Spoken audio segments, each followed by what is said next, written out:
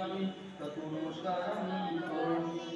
ओम अज्ञानतिमिरन्दस्य ज्ञानाञ्जनशलाकया चक्षुरुन्मीलितं येन तस्मै श्रीगुरवे नमः। तस्मै श्रीगुरवे नमः। माँ गायत्री सारे देवों की माता, सारे विश्व की माता, वेद माता माँ गायत्री का ध्यान करेंगे। ओम आयात वरदे देवी अक्षरे ब्रह्मवादिनी गायत्री सदसा माता नमस्ते। ओम श्री गायत्री नमः। आव्यामि स्थापयामि दयामि पूजामि ततो नमस्कारं करोमि। ओम स्तुता मया वरदा वेद माता प्रचोदयन्तां पावमानि द्विजानाम् आयु प्राणं प्रजा पशुं कीर्तिं द्रविणं ब्रह्मवचसं मह्यं दत्त्वा व्रजत ब्रह्मलोकम्। सारे देवताओं के आह्वान से पहले हमने गुरु वंदन किया। गुरु पूर्णिमा का विशेष पर 2 लाइन गीत की और इसके बाद गुरु पर थोड़ा सा प्रकाश डालेंगे और इसके बाद आगे का यज्ञ हम करेंगे।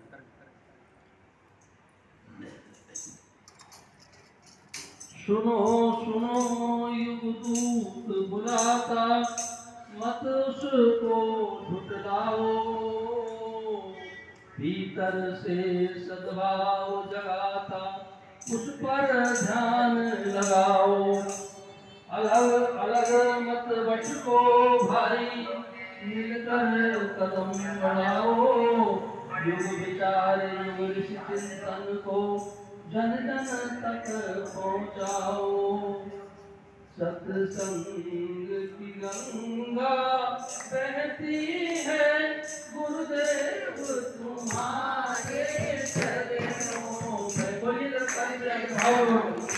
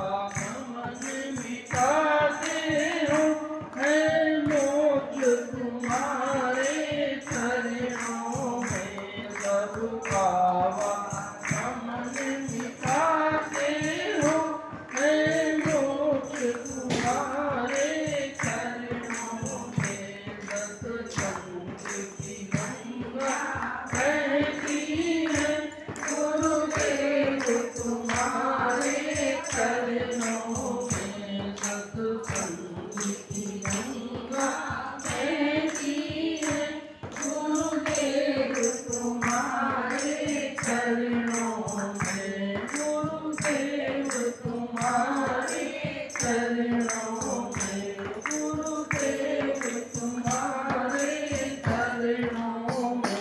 बोलिए परम पूज्य गुरुदेव की जय। देखिए हम जब जन्म लेते हैं तो हमारा कौन गुरु होता है? हमारी माँ। क्यों? क्योंकि हमें क्या करती है? हमें चलना सिखाती है, हमें बोलना सिखाती है, और हम बड़े हुए तो फिर हमारे कौन गुरु होते हैं? हमारे अध्यापक गुरु होते हैं। अध्यापक हमें सिखाते हैं, हमें शिक्षा प्रदान करते हैं, हमें विद्या देते हैं, और बड़े हुए तो हमें आवश्यकता पड़ती है किसकी? आध्यात्मिक गुरु बनाने की। आध्यात्मिक गुरु कौन होते हैं? जो हमारा कल्याण करते हैं, जो हमें रास्ता दिखाते हैं, जो हमें आगे बढ़ाते हैं और अंधकार से प्रकाश की ओर ले जाते हैं, वो गुरु होते हैं।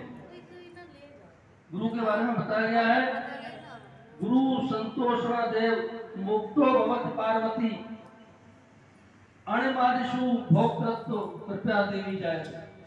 भगवान शंकर कहते हैं, ये पार्वती गुरुदेव को संतुष्ट करने से शिष्य क्या हो जाता है? मुक्त हो जाता है। हे देवी, गुरुदेव की कृपा या ज्ञानी गुरु वही होते हैं जिन्हें ब्रह्म और आत्मा की एकता का अनुभव हो गया। हम अपने जीवन में गुरु बनाते हैं। गुरु कैसा बनाना चाहिए? जिसके अंदर क्या हो? सामर्थ्य हो। कोई यदि आपसे अपने गुरु के बारे में पूछे तो आप क्या कहेंगे? आपके गुरु का क्या नाम है? वेद मूर्ति, तपोनिष्ठ, पंडित श्री रामचंद्र आचार्य। वेद मूर्ति, वेदों की मूर्ति। उन्होंने चारों वेद लिखे, चारों वेद का भाष्य किया, 18 उपनिषद लिखे, और उन्होंने सुना क्या लिखा? प्रज्ञा पुराण लिखा। और क्या किया? तपोनिष्ठ, तपस्या की। तपस्या की आप सभी जानते हैं, क्या जानते हैं? 24 साल के 24 लाख के 24 पुरुषों किए, 24 वर्ष तक तपस्या की। और कहाँ की? और हिमालय पर 1 वर्ष तपस्या की, और भी तपस्या की। नैमिषारण्य तीर्थ में तपस्या की। उन्होंने क्या किया? तप अर्जित किया, और एक संकल्प लिया। क्या संकल्प लिया? मानव में देवत्व और पृथ्वी पर स्वर्ग का अवतरण लाकर रहूंगा। और क्या संकल्प लिया?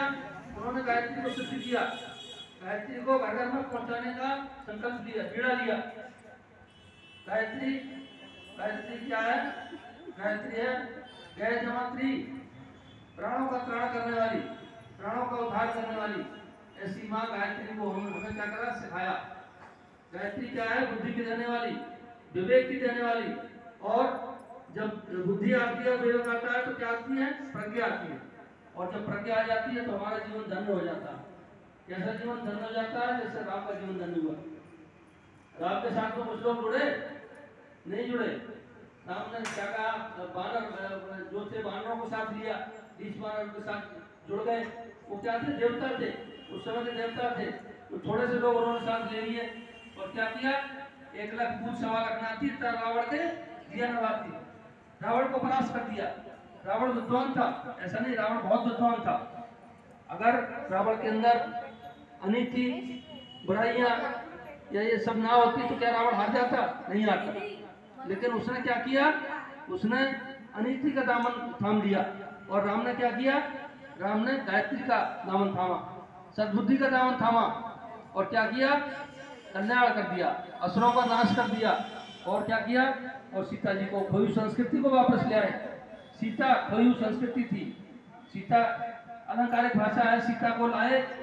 सीता खोई संस्कृति थी, क्या लाए? सीता को वापस लाए। रामकृष्ण, कृष्ण जो थे वो क्या थे? कृष्ण ने अर्जुन से कहा, जब युद्ध में खड़े थे, ये सब मरे हुए हैं। अर्जुन बोला, मैं युद्ध नहीं करूंगा। तब उन्होंने क्या उपदेश दिया? उन्होंने कहा कि सब मरे हुए हैं, केवल तुम्हें श्रेय लेना है, और ये तो सब मैंने पहले ही कर रखा है, तुम्हें इसका केवल श्रेय मिलेगा। परम पूज्य गुरुदेव ने क्या कहा कि हमारे साथ जुड़ जाओ और हमारा काम करो, बाकी सब काम मैंने कर दिया। क्या कर दिया? मैंने तब कर लिया है, मैंने तुम्हें देने के लिए सब कुछ तैयार कर रखा है, परंतु वो कब मिलेगा? जब तुम अपनी पात्रता विकसित करोगे और मेरे साथ जुड़ जाओ। परम पूज्य गुरुदेव के साथ जो जुड़े वो क्या हो गया? उनका निहाल हो गया। वो सब सभी आपके साक्षी हैं, जिसने परम पूज्य गुरुदेव का दामन थाम लिया, जिसने मां गायत्री की पूजा कर ली, उसे सब कुछ मिल गया। क्योंकि बुद्धि से बड़ी चीज नहीं है, बुद्धि सबको दी है, परंतु बुद्धि से ज्यादा विवेक, विवेक से ज्यादा प्रज्ञा, यदि ये सबको मिल गई तो क्या हो गया? सबका कल्याण हो गया। तुलसीदास के गुरु थे, कौन थे? नरहरिदास। तुलसीदास को क्या कहते थे? राम बोला करते थे। उन्होंने क्या कहा? उनके आश्रम में जाकर रामायण सुनी, रामायण वो उनको सुनाते थे, कई बार रामायण सुनी, और उन्होंने क्या कहा? उन्होंने तुलसीदास ने क्या ली थी? रामायण ली थी। रामचंद्र जी को गुरु मानते हुए उन्होंने रामायण ली थी। कबीरदास के गुरु थे रामानंद, कबीरदास के गुरु रामानंद थे। रामानंद ने क्या किया? उनको गुरु दीक्षा नहीं दी, वो निश्चय थे। कबीरदास ने कहा मैं उनसे दीक्षा लेकर रहूंगा, और क्या हुआ? वो जब सुबह ब्रह्ममुहूर्त में जाते थे गंगा नहाने, तो उनकी सीढ़ियों पर लेट गए, और जैसे ही उनके चरण पड़े तो उनके मुंह से क्या निकला? राम। और राम निकला, और क्या हो गए? कबीरदास जी निहाल हो गए, उन्होंने अपने गुरु का नाम थाम लिया। और गुरु कौन से हैं? सूरदास के गुरु। सूरदास के गुरु थे बल्लभाचार्य। सूरदास जन्म से अंधे थे, परंतु उन्होंने गुरु का नाम थाम लिया, और सूरदास आज प्रसिद्ध हो गए। सूरदास के दोहे, सूरदास की कमियां और सूरदास के सारी चीजें हमें पढ़ने को मिलती है। हमने अपने गुरु का अगर दामन थाम लिया तो हम क्या हो गए? निहाल हो गए। आज गुरु पूर्णिमा पर हमें सबको क्या लेना है? एक शपथ लेनी। क्या शपथ लेनी है? कि हम गुरु जी के आगे पूजा करेंगे, काम नहीं करेंगे।